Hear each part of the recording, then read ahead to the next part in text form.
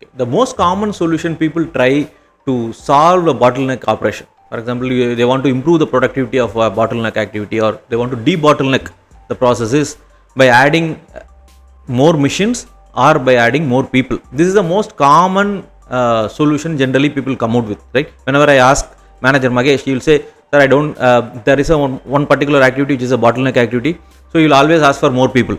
So if I put more people, the output will increase. That's the common solution. But in this video, we are going to learn about how can I de-bottleneck, how can I reduce the cycle time of a particular bottleneck process, thereby improving the output of that particular process. So come, let's get started.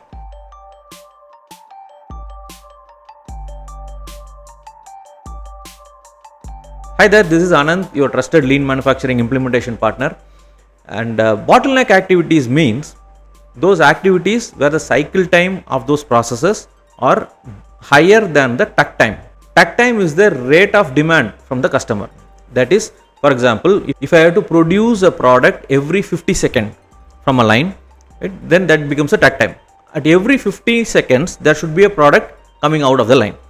Imagine there is a bottleneck activity which is producing at a cycle time of 60 seconds, meaning it is giving 1 minute, or it is taking 1 minute per product, right? So in this case, the cycle time is higher than the takt time.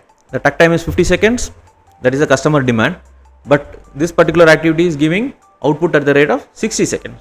So we have to reduce 10 seconds from this operation.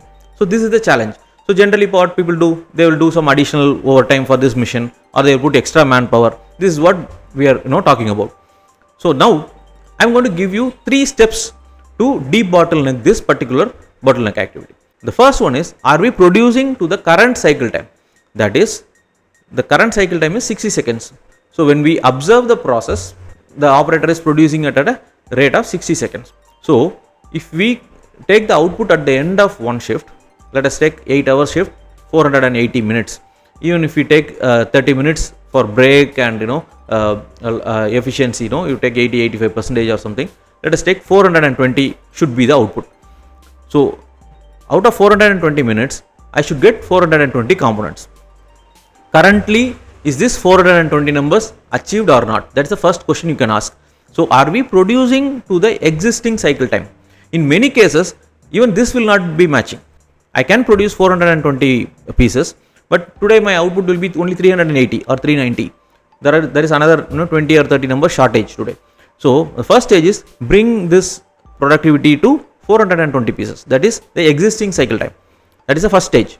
The second stage is, any process will have value added as well as non-value added activities inside that cycle time. Right? That cycle time will have both value added as well as non-value added.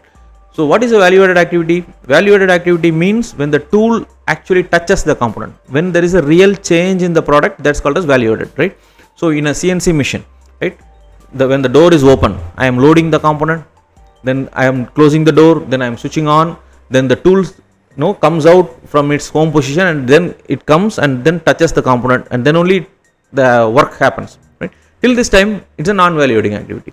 And whenever there is an indexing happening, right, tool goes out of the component, then there is an indexing, then the new tool comes in. So it's a non-value adding activity. Meaning, I'm not saying it can be completely eliminated. I'm saying there is no change happening in the product. So all these non-value adding activities can be looked at, and we can also ask the question, how can I reduce these activities? How can I eliminate some of these activities, right? So this is the second phase.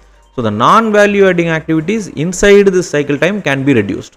Third one is, can I reduce the cycle time of the value adding activity? Can I speed up the process? Can I fasten the activity? For example, if there is a rough cut, let us say there are 2 rough cuts in a CNC turning operation. Can I make it faster by giving only one rough cut with increased depth of cut and with more speed? So maybe the current tool may not be able to solve this issue.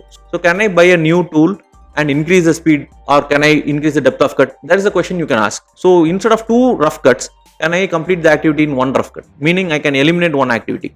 So this is the third stage. So for de-bottlenecking, we can look at these 3 simple steps. The first step is matching the current output, that is the current cycle time. Second one is eliminating some of the non-value adding activities in the process. Third one is reducing the cycle time of the value adding activity. Can I speeden up? Can I fasten the value adding activity in the cycle time?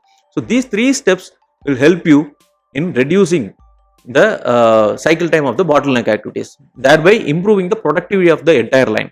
I'm pretty sure that this video will be very helpful for you to debottleneck these activities and improve the productivity of the line. So thank you very much for watching. Okay, in case you want to learn more, there are 3 courses which we are offering.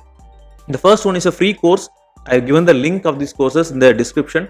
The first course is a Lean Champion course. It's a 7-day program. It covers the basics of Lean, then value stream mapping and fibers in detail. Then we have a Lean Master course which covers all the Lean tools in an in-depth manner, and that's just 999 rupees. And we have also Manufacturing Leadership program which will help you in understanding 17 different topics which are very essential for a shop floor engineer. So both these courses are used by many companies to train their employees. So you can also check them out. And we are also sending out newsletters with interesting tips on lean manufacturing every week to more than 3,500 professionals. You can also join that newsletter by using the link in the description. So thank you very much for watching. I'll talk to you guys in the next video. See you. Bye-bye.